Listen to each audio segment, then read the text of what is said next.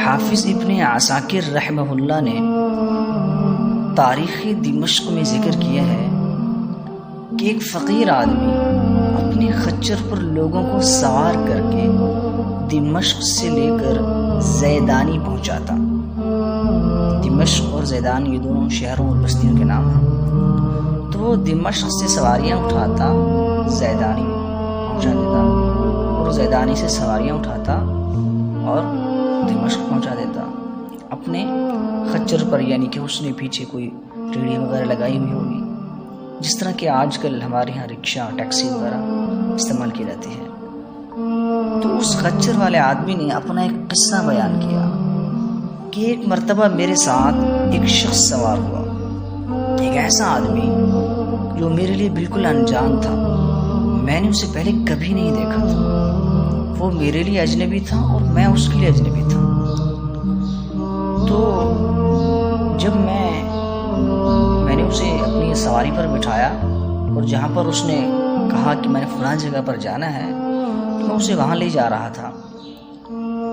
تو راستے ہی میں اس بندے نے مجھ سے کہا کہ بھائی یہ راستہ چھوڑ دو اور اس فلاں راستے سے چلو، کیونکہ اس سے ہم اپنی منزل مقصود تک بہت جلدی پہنچ جائیں گے۔ میں نے اس سے کہا نہیں بھائی، میں تو وہ راستہ جانتا ہی نہیں، اور یہی راستہ میں روزانہ استعمال کرتا ہوں جس پر ابھی ہم چل رہے ہیں، میرا تو روزانہ کا کام ہے۔ یہ راستہ بالکل صاف، سیدھا، محفوظ اور قریب ترین راستہ ہے۔ اس نے کہا نہیں، وہ دور ہے، جو راستہ میں بتا رہا ہوں وہ زیادہ قریب ہے، تمہیں اسی راستے سے جانا ہوگا۔ اب بہرحال سواری کی بات ماننی پڑتی ہے کیونکہ اس سے پیسے لینے ہوتے ہیں۔ وہ کہتا چنانچہ میں نے اس کی بات مان لی اور اسی راستے پر چل پڑے۔ چلتے چلتے آگے جا کر ایک بہت ہی دشوار گزار راستہ ہو گیا، بہت ہی کٹھن اور مشکل مرحلہ آ گیا۔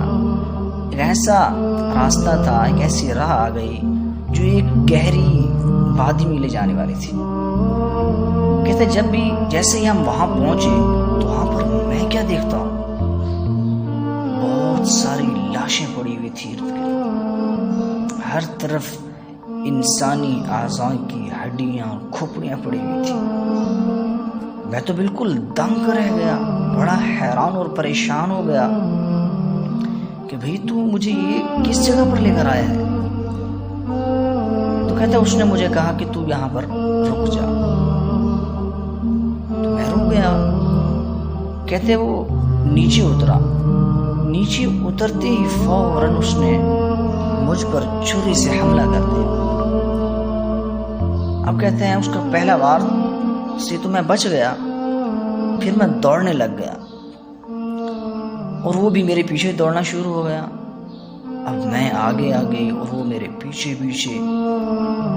کہتے ہیں دوڑتے دوڑتے جب میں تھک گیا، میرے اعضاء جواب دے گئے، آخرکار میں نے اس بندے کو اللہ کی قسم دے کر کہا کہ بھائی شاید تو کوئی ڈاکو ہے، تجھے مال و زر کی ضرورت ہوگی، تو ایسا کر میرا خچر اور اس پر لدا ہوا سارا سامان تو لے لے، پر میری جان بخش دو، مجھے قتل کر کے تجھے ویسے بھی کوئی فائدہ نہیں پہنچے گا۔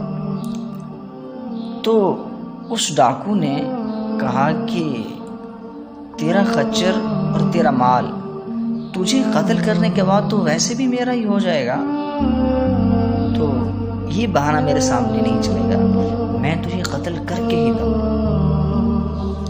کیونکہ اگر میں نے تجھے زندہ چھوڑ دیا تو باہر جا کر لوگوں کو سب بتا دے گا اور میرا راز افشاں کر دے گا اور میں پکڑا جاؤں گا، لہذا میں تجھے زندہ تو کسی بھی صورت میں جانے نہیں دے سکتا۔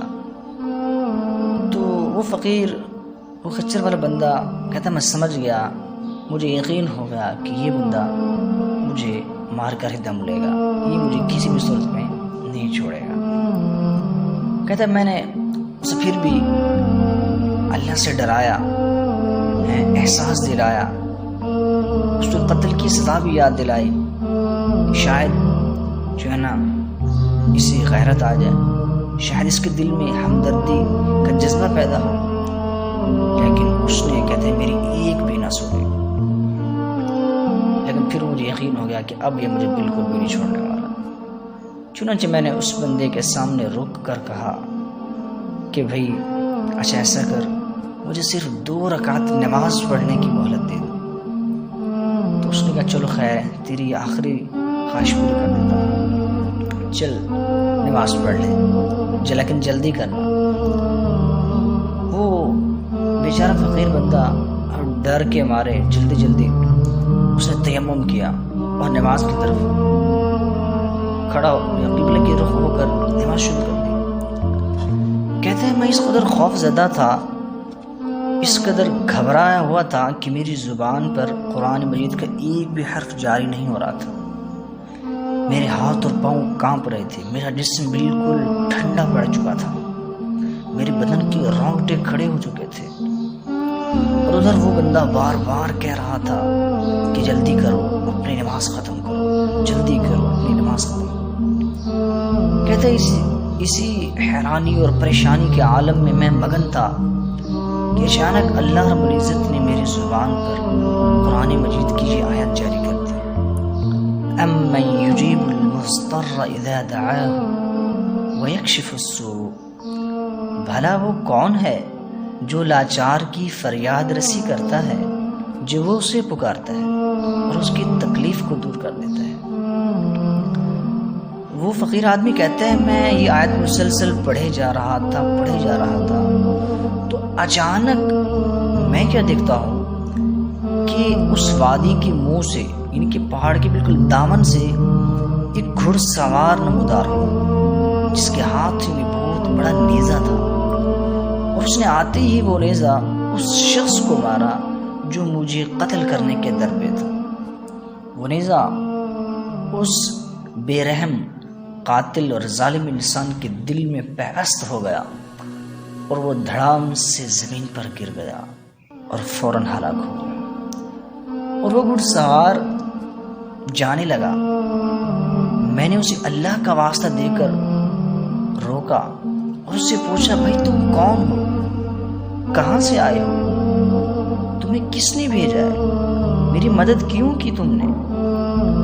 کہتا ان تمام سوالوں کا اس نے بس ایک ہی جواب دیا کہ مجھے اس ذات عالی نے بھیجا ہے جو لاچار کی فریاد رسی کرتا ہے اور اس کی تکلیف کو دور کر دیتا ہے، جو اپنے بندوں کو مشکل وقت میں، آڑے ٹائم میں کبھی بھی بے یار و مددگار نہیں چھوڑتا۔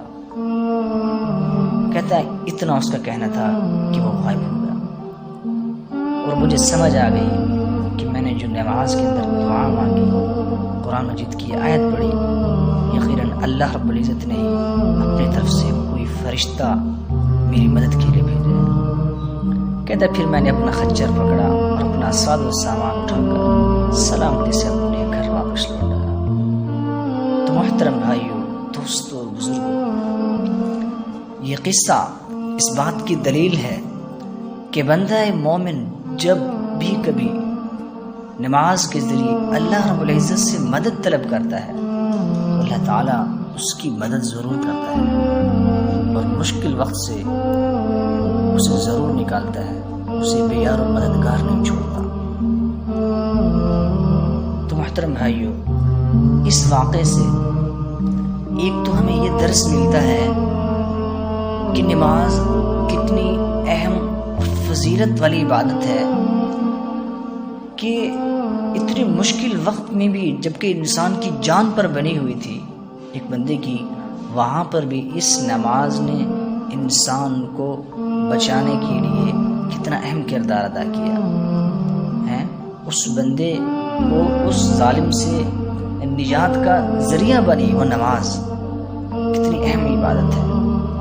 اور دوسرا اس واقعے سے ہمیں اس وقت ملتا ہے کہ جب بھی کبھی ہم مشکل میں پھنسیں، جب بھی ہم پر کٹھن وقت آ جائے تو ہمیں مدد کس سے مانگنی چاہیے؟